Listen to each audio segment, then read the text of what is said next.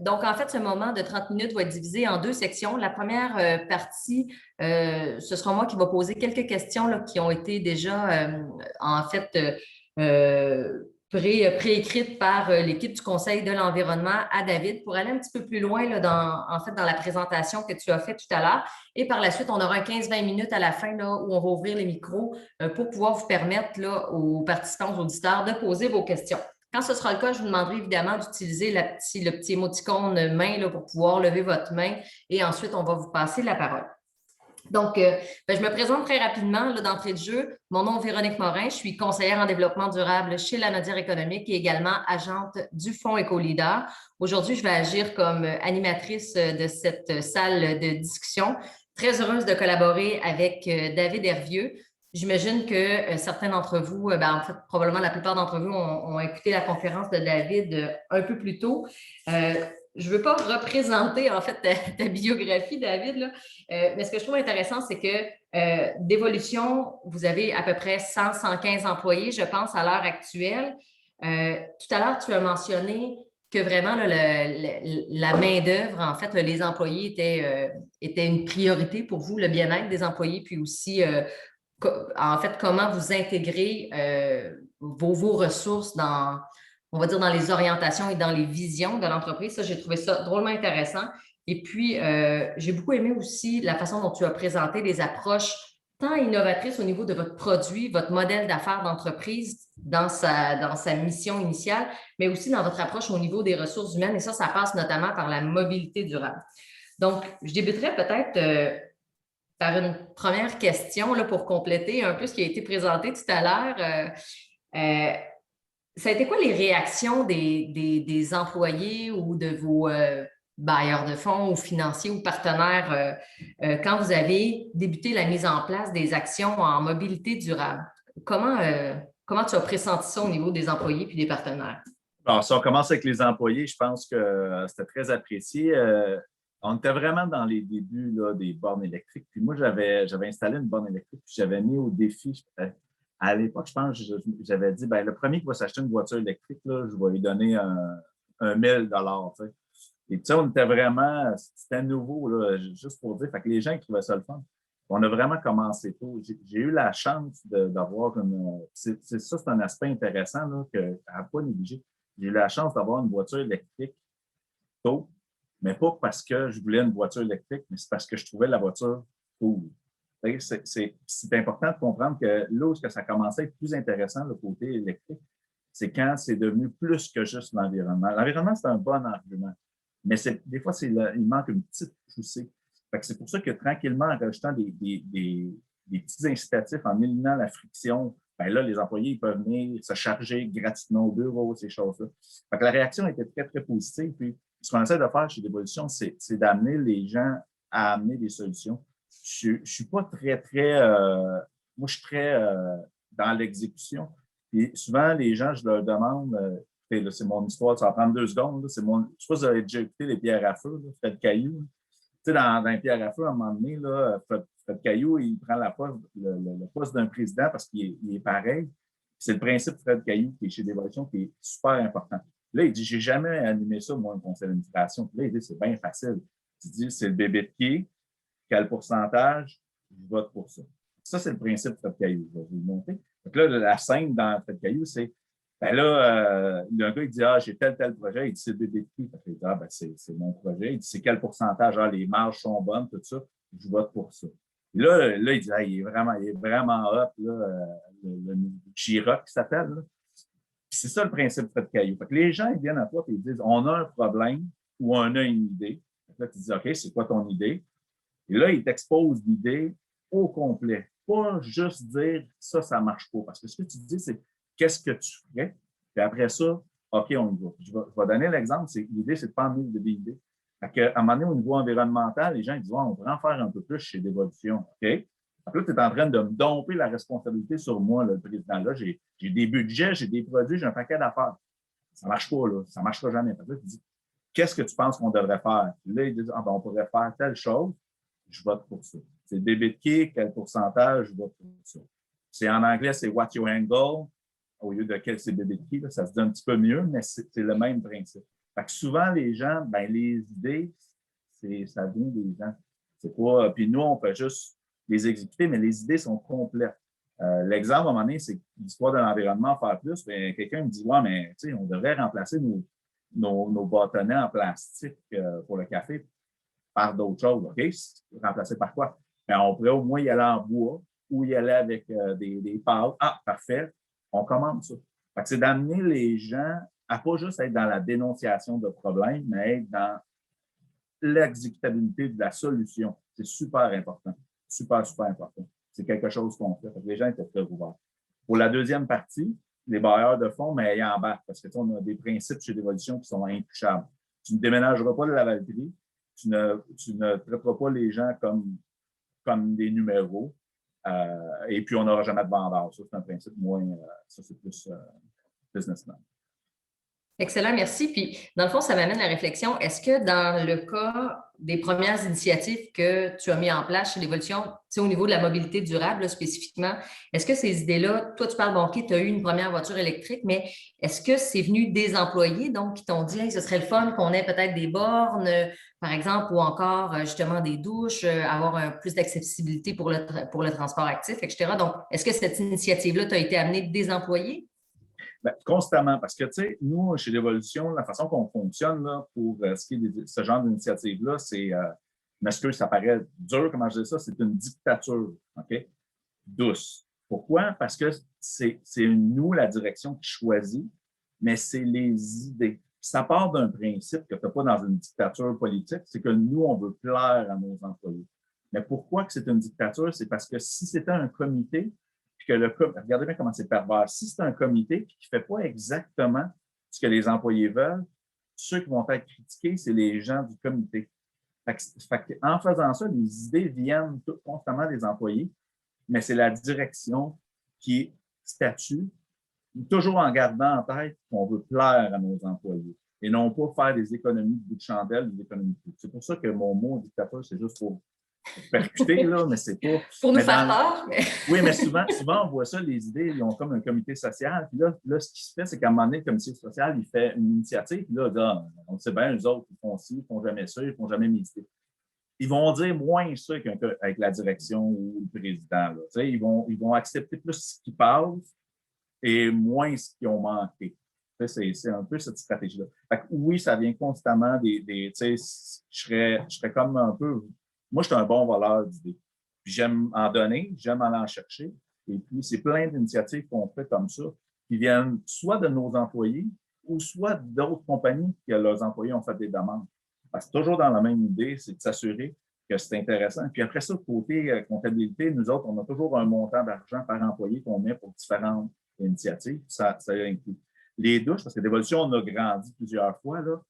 Les douches, ça fait très, très longtemps. Là, on est à peu près sur 120, puis on a un employé qui s'appelle Mario, c'est l'employé numéro 11. Lui, souvent, il se présente et dit employé numéro 11 au rapport. C'est juste pour vous donner une idée que l'employé numéro 11, lui, il a sa licence RBQ. C'est un employé qui fait partie de l'entretien des maisons, ces choses-là, puis qui est là depuis très, très longtemps.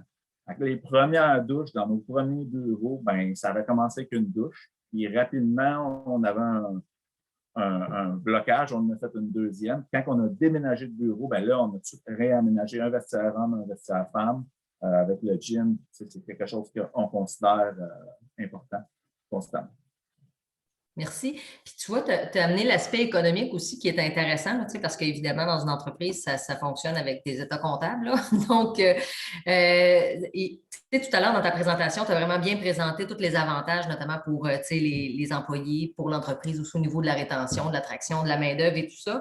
Mais pour les initiatives que vous avez mis en place à l'intérieur, est-ce que tu as eu du soutien financier externe ou technique externe pour que ce soit des subventions ou de l'aide financière pour. Très peu. La première subvention pour les bornes, mais après ça, c'était pas, dans notre cas, c'était pas un prérequis parce qu'on voyait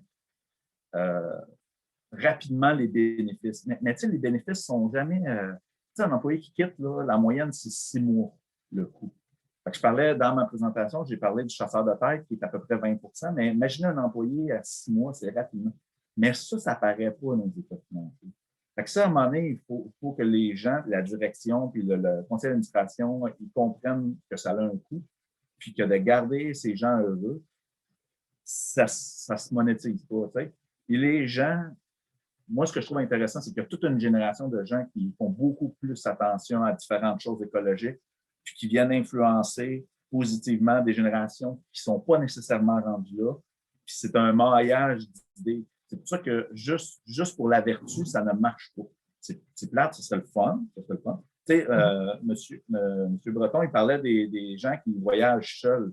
Les gens qui voyagent seuls, c'est pas qu'ils détestent l'environnement, c'est qu'ils ont un certain confort. À un moment donné, quand j'étais jeune, je me souviens, il avait changé tous les autobus pour qu'il y ait plus de place debout. Quand tu tapes Pointe-aux-Trembles, centre-ville, debout, tu dis, ouais, il y aurait peut-être ça qu'il y ait plus de place assise, ça serait peut-être plus. Fait que c'est une balance à un moment donné, le côté pratique, économique, écologique, confort. Puis c'est ce que je suis super content de ce que j'ai entendu ce matin, parce que je l'entends dans le discours municipal. Puis au niveau corporatif, c'est quelque chose aussi qui est très, très considéré parce il faut que ce soit rentable à quelque part, parce que sinon, à un moment donné, tu vas avoir une crise, et puis c'est la première chose que tu vas couper. Il faut que tu aies compris que c'était important. Là. Puis tu vois, tu amènes un autre élément intéressant parce que tu parles justement de l'aspect du côté confort, du côté pratique, de l'efficacité aussi. Tu sais, c'est souvent ce qui est critiqué par rapport à certaines offres de transport alternatifs. Donc, c'est difficile de compétitionner, par exemple, avec le confort de l'auto solo ou le côté pratique de l'auto solo. On s'était rencontrés précédemment, David, puis tu avais abordé aussi l'aspect de travailler davantage en collaboration, notamment avec tout l'écosystème, si on veut, là, local et régional. Donc, tu parlais notamment de la MRC, de la ville, comment arrimer une approche peut-être plus intégrée dans une offre de transport alternatif. Monsieur Breton en a parlé aussi tout à l'heure de cet aspect-là, donc il faut prendre la chandelle. À date, vous avez fait des efforts à l'interne qui sont significatifs, mais comment amener ces efforts-là aux autres entreprises, par exemple, de votre localité, de la ville, puis peut-être élargir, puis avoir un effet, peut-être un effet levier plus intéressant. Puis, ça m'amène la question, toi, en tant qu'entreprise, de quelle façon la ville ou la MRC pourrait t'aider ou t'outiller davantage pour t'amener encore plus loin dans tes initiatives? Comment les villes pourraient aborder les entreprises dans cette approche-là puis initier la collaboration? Bien, je pense que tout passe par la communication. En partant, là, puis tu as des entrepreneurs, tu as énormément d'entrepreneurs qui ne sont pas là juste pour l'argent. Au Québec, on n'est pas dans le modèle américain où l'argent tout pris. Un exemple, nous, on a un très grand stationnement, puis on pourrait le mettre à la disposition des villes, mais il faudrait qu'ils nous en parlent. Moi à un moment donné, c'est drôle parce que j'avais un rêve niaiseux, mais j'aimerais ça, avoir un arrêt d'autobus en avant pour pouvoir dire à mes employés qui voyagent en autobus, qui arrivent de Joliette, de Repentigny, ben écoute, tu as un abribus en avant du bureau. Puis, on s'entend à la Valtrie, tu peux trouver des endroits névralgiques. Il y a, mettons, 3-4 employeurs qui ont peut-être cette réalité-là. Puis, l'idée, c'est est-ce qu'il y aurait un partage de tout? C'est sûr que souvent, les gens, ils voient des opportunités, puis ils sont opportunistes dans l'occasion de dire « Ah, ben là, moi, je vais louer mon stationnement », des choses comme ça. Mais les villes seraient surprises à un moment donné comment que les gens pourraient collaborer. Mais c'est pas des questions de discussion. Là, la partie que je trouve difficile pour les villes, c'est comme moi, là, si je parle à un autre entrepreneur, là, puis je le trouve sympathique, là, puis je fais un deal avec, là, c'est correct. Mais si une ville me trouve sympathique et fait un deal avec moi, j'ai corruption. Non, ça ne marche pas de même. C'est très difficile pour les villes. Ça, je ne peux pas trouver les solutions nécessairement. Mais moi, là, quand j'engage quelqu'un pour faire mon toit, là, mais c'est plate, là, mais c'est sur sa gueule. Parce que je trouve qu'il a l'air sympathique, sa réputation, ces choses-là. Des fois, je vais payer plus cher. Mais je sais que les villes n'ont pas cette contrainte. Ils n'ont pas cette liberté-là parce qu'ils ont toujours l'espèce de regard. Mais de jaser, de se rendre compte à un moment donné que, ouais, c'est pas toujours du mauvais monde en affaires. Puis que juste d'en discuter en amont, souvent, ça peut régler beaucoup de problèmes. Ça, ce serait la collaboration qu'on pourrait voir. Puis de tenir compte aussi des réalités, là, parce que oui, c'est intéressant, mais ça prend si les villes imposent des normes, ça prend des une balance de l'autre côté pour aider les commerçants ou les entreprises. Dans le fond, ce qui pourrait être intéressant, peut-être à l'échelle d'une ville comme Lavaltrie, c'est déjà d'entamer le dialogue, soit par peut-être la mise en place d'un comité de travail ou de réflexion sur, tu sais, tout à l'heure, on parlait, là, tu sais, comme John Husk parlait notamment de l'élaboration d'un plan, tu sais, sur la mobilité durable, mais vraiment de vous intégrer au moment là, de la réflexion de ces plans. Mais c'est ce qui se fait là, avec nous autres, c'est pas une chambre de commerce à Lavaltrie, c'est le regroupement de gens d'affaires. Puis il y a beaucoup de frictions qui sont enlevées parce que les discussions sont faites en amont, et de bonne foi. Là. Tout le monde est fait de bonne foi. Et puis, tu sais, mais là, encore là, les entrepreneurs, ils ont un devoir de ne pas aller défendre leur petit dossier personnel, là, de voir la globalité du portrait. Là, ça, c'est important pour tout le monde de se mettre dans ses bottines. Parfait. Puis, écoute, j'aurais peut-être juste une petite dernière question avant de passer la parole là, aux participants. Quels seraient tes conseils pour une entreprise qui voudrait initier des initiatives ou des démarches en matière de mobilité durable? Tu sais, par où elle devrait commencer?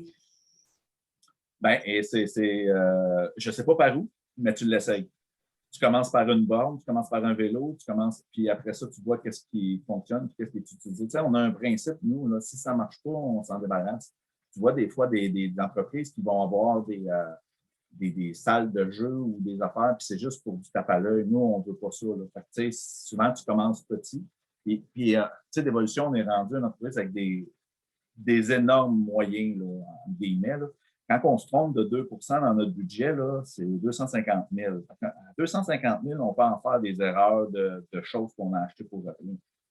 Mais on a commencé petit, puis on commence encore avec des petites choses. Comme les vélos, on a commencé avec ça, mais on est allé voir localement. On l'a acheté localement parce qu'on s'est dit au moins s'il y a de quoi, si les gens ne s'en servent pas, un petit peu avant la pandémie, c'est sûr, bien, on aura favorisé l'achat local. Fait que souvent, c'est des expérimentations à quelques centaines de dollars.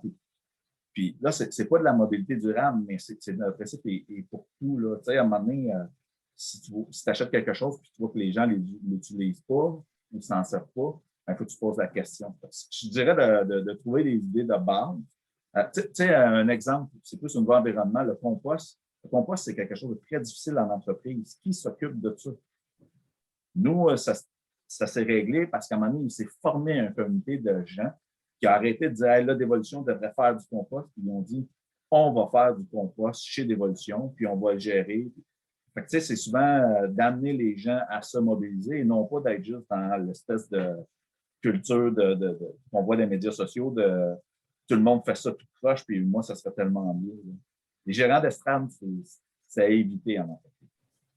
Donc, de responsabiliser un peu ceux qui ont les idées, un peu comme tu disais tout à l'heure, là, à qui appartient le bébé. Bien, après ça, bien, ces gens-là peuvent aussi prendre le lead finalement de l'initiative puis la déployer. Là. Ben oui, puis c'est plate, là, pour vous donner un exemple, à un moment donné, ça fait des années que le monde me demande de faire un jardin communautaire chez Dévolution. Puis à un moment donné, je reçois un courriel, puis je dis hey, c'est une très bonne idée, je vais payer tout. Qui veut s'en occuper? Silence radio. De mon côté, là, ça fait sujet réglé. Personne ne veut s'en occuper. Là, à un moment donné, tu en as un autre qui dit hey, moi, ça serait le fun, justement, l'histoire du compost. Qui veut s'en occuper? Tu as 3-4 personnes qui lèvent la main et voilà, ça s'est auto-géré. Parce qu'à un moment donné, ça ne peut pas être juste l'entrepreneur qui prend tout sur ses épaules et qui va voir la personne qui dit ben là, maintenant, toi, c'est ta responsabilité de faire ça. On n'est pas dans ma définition de tâche. Ah, mais là, les employés ont dit que c'est pour ça. Puis à un moment donné, je sais que ça va revenir, que le jardin, ils vont dire ah non, ça me tente. Là, on va dire OK. Là, ça va revenir. Ça dépend. C'est un peu ça. La même chose en mobilité durable. Tu sais, le covoiturage, qui ça leur tente de faire du covoiturage? OK, puis ainsi de suite. Ça s'applique un peu à tout. Oui, c'est super intéressant parce que dans le fond, ça revient à tout type d'initiative. C'est qu'à partir du moment où tu as une mobilisation de ton équipe, ben, le projet est voué au succès. Tu peux donner des petits excuse-moi, incentives, là, des petits. Tu sais, à un moment donné, nous autres, on fait excusez, c'est encore anglais, des lunch and learn, des petites formations. Puis celui qui a la formation, il y a un montant. Plus ceux qui venaient à la formation, on leur payait le dîner. Mais plus tu avais de monde, plus tu avais un bonus, si tu veux. Tu faisais ton autopromotion. Puis on a eu sur le bien-être, c'était pas toutes des choses techniques. C'est le même principe. Tu peux trouver une façon d'accélérer, de récompenser ceux qui s'occupent de l'environnement ou de la mobilité durable. Ça, l'entrepreneur peut faire ça pour récompenser l'effort additionnel. Mais il faut que les gens aient le désir de le faire. Intéressant. Merci beaucoup, David, pour ces premières réponses. Maintenant, on passerait dans la deuxième partie, donc où je laisse en fait la parole aux participants. Je vous inviterai, si vous avez des questions, seulement à lever la petite main là, que vous avez dans l'onglet Réaction, puis je pourrai vous passer la parole. Est-ce qu'il y a déjà une première question? C'est gêné. Bien, c'est ça. Si c'était très clair, moi j'en ai plein de questions, mais là, c'est à votre tour, profitez-en. Oui, on a Dominique. Est-ce que je peux prendre? Ah, oui, vas-y, Nancy. Ben, en fait, c'est parce que, excuse-moi, je trouve pas l'icône pour lever ma main sur l'écran. Bon. Fait que je vais faire comme d'habitude, je ferai pas les choses comme tout le monde. Ben, d'abord, merci vraiment pour tout le forum au complet. Puis, ben, dans le fond, moi, je n'ai pas vraiment de questions. Je voulais juste dire à David Hervieux que je trouve super inspirant. Puis moi, je l'ai découvert par la plateforme Alias avec Serge Beauchemin. Puis vraiment, il m'a vraiment inspiré en tant qu'entrepreneur. Puis je trouve que ses façons de faire devraient être véhiculées partout pour que tout le monde s'inspire de ce qu'il crée. Parce que je pense que j'ai fait plusieurs jobs dans ma vie. Puis le sentiment d'appartenance à quelque part, c'est vraiment ça qui fait que tu as envie de rester à ta job, que tu sois en train de planter des arbres, de cueillir des fruits, d'être dans le champ de patates ou être, peu importe ce que tu vas faire, si tu as le sentiment que tu contribues, ben c'est sûr que tu vas avoir envie de continuer. Puis, David, je fais une parenthèse sur ce que tu avais apporté tantôt, que tu disais, moi, je n'ai pas de vendeur, puis moi, je le sais là, pourquoi il n'y a pas de vendeur, puis je trouve ça tellement encore plus wow, parce que justement, si tu récompenses tout le monde pour leurs efforts puis que c'est une collaboration, ben tu n'as pas besoin d'avoir de vendeur parce que tout le monde a le goût de vendre. Fait que c'est ça. Fait que je voulais juste comme témoigner, en fait, de ma gratitude d'avoir rencontré David Hervieux il y a comme 2 ans dans ma vie d'entrepreneur parce que je trouve ça vraiment motivant puis je trouve qu'il y a des façons de faire vraiment innovatrices. Ben, merci beaucoup. Merci beaucoup. Puis c'est de valeur parce qu'on n'a pas pu se rencontrer en vrai. La pandémie est arrivée. On limite nos contacts, mais effectivement, merci beaucoup. Merci beaucoup. C'est vraiment pas grave. C'est un élément intéressant aussi parce que, là, on parle d'inspiration peut-être plus au sens large, mais c'est aussi en partageant les bonnes initiatives comme Dévolution fait que ça va inspirer également d'autres entreprises à dire, ben écoute, c'est pas si compliqué que ça qu'on pourrait le faire aussi chez nous. Fait que cette influence-là positive-là, elle est très importante. Donc, c'est vrai, David, il faut partager la bonne nouvelle. Je passerai la parole maintenant à Dominique Raté. Oui, merci, bonjour. Ben justement, un petit peu dans cette continuité-là, je me demandais, est-ce qu'il y a déjà des chiffres d'utilisation des trottinettes, par exemple? Parce que je trouve ça très intéressant comme moyen de transport, même si ça n'a pas été continué à Montréal. Je l'ai essayé dans une autre ville et j'avais adoré. Mais ça amène des enjeux d'acceptation aussi, d'utilisation de l'espace, du respect des autres usagers de la route, etc. Ou des trottoirs, là, ça dépend justement de ce qui est utilisé. Puis je me demandais aussi, est-ce que de voir les commerçants qui vont arriver, des gens en trottinette ou en vélo, est-ce que ça les a inspirés? Déjà, peut-être, est-ce qu'il y en a qui vous ont contacté pour dire s'ils savaient que c'était vous, là? Est-ce que ça a créé quelque chose? Je ne me rappelle pas la date là, dans laquelle ça a été instauré, mais si vous avez de l'information là-dessus, je serais preneur. Ben, c'est la maudite pandémie qui brise un peu ma réponse parce qu'honnêtement, là, c'était drôle. On partait, j'ai des grands gaillards, là, c'est des bonnes trottinettes électriques. C'est des trottinettes électriques québécoises. C'est un projet pilote. Il fallait une espèce de permis Lassac, puis tu pouvais te promener. Parce que c'était des, je ne sais pas si vous avez vu la photo, c'est des trottinettes, pas comme, mettons, on voyait en France. C'était très, très confortable comme un guidon et puis un bon. Fait que c'était quand même intéressant. C'était très stable. Le monde aimait vraiment ça avant la pandémie parce qu'il allait se promener. C'est un peu ce que je disais sur le bord du fleuve. Puis je sais que la Valtrie, c'est une ville d'exode. Le midi, c'est très difficile pour les commerçants parce que les gens, surtout avant la pandémie, ils restaient à la Valtrie parce que c'était abordable, mais ils allaient travailler ailleurs.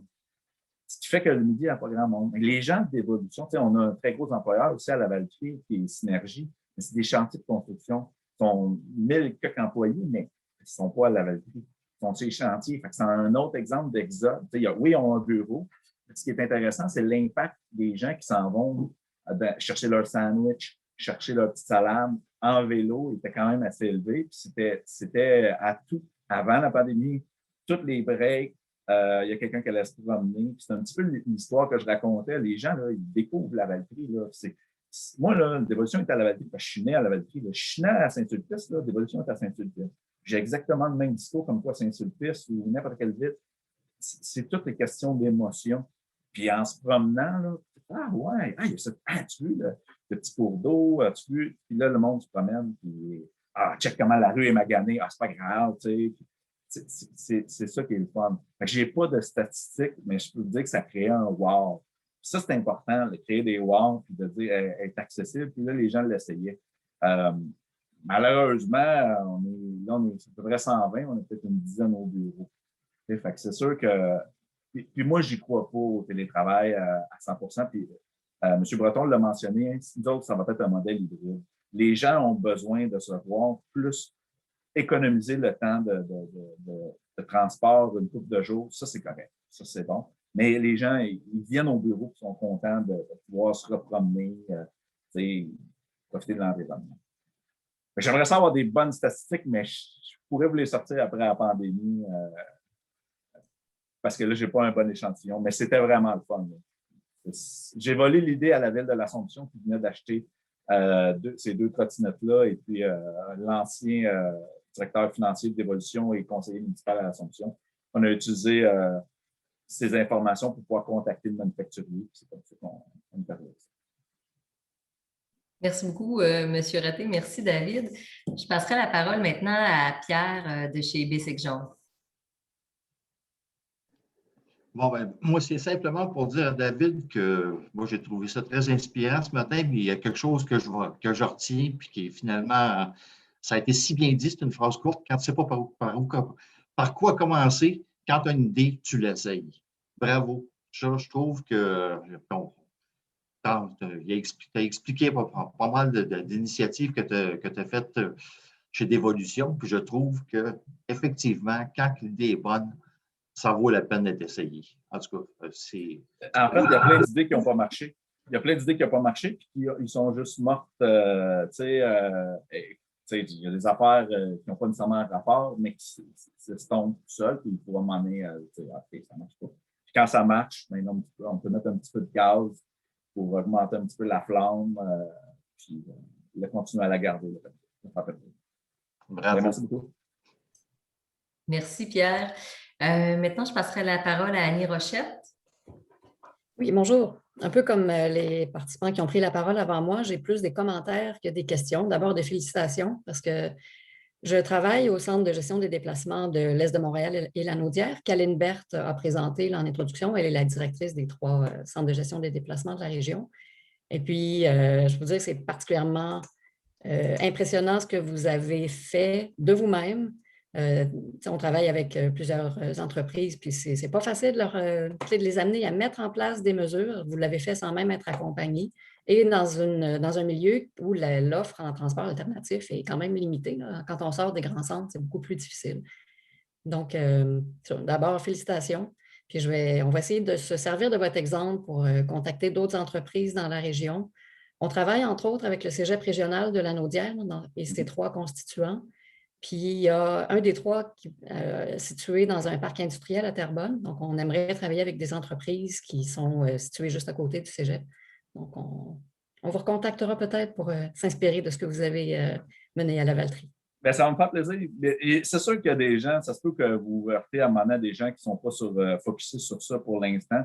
Il ne faut pas désespérer. Puis, j'en connais beaucoup des entrepreneurs qui sont intéressés ils comprennent que c'est comme, il n'y a pas le choix à un moment donné, il faut aller de l'avant. C'est satisfaisant de s'assurer que les gens sont bien. Puis, surtout au Québec. Là. Au Québec, on a cet aspect-là qui est très, très fort. On ne veut pas exploiter nos gens. Là. Et je ne dis pas qu'il n'y en a pas des entreprises là, qui exploitent les gens. Là. Puis il y a encore des efforts, mais surtout les petites PME, là, il y a de quoi d'intéressant. Bien, merci beaucoup. Merci beaucoup. Est-ce qu'on a une autre question? Parce que je pense que, en fait, on va terminer bientôt. Oui, Ghislaine, je pense. Allez-y. Oui, alors, M. Hervieux, je vous trouve tout à fait inspirant. Ça me semble que ça fait un vent de fraîcheur de vous entendre parler. Je me demandais si, pour vous, c'était comme... parce que vous avez beaucoup parlé du bien-être de vos gens qui travaillent chez vous. Alors, est-ce que c'est en vous ou bien si vous avez développé ça, de penser à que tous vos employés soient bien et penser au bien-être de vos gens? Et là, je vais vous répondre, là, vous allez trouver ça drôle, ça dépend à qui je parle.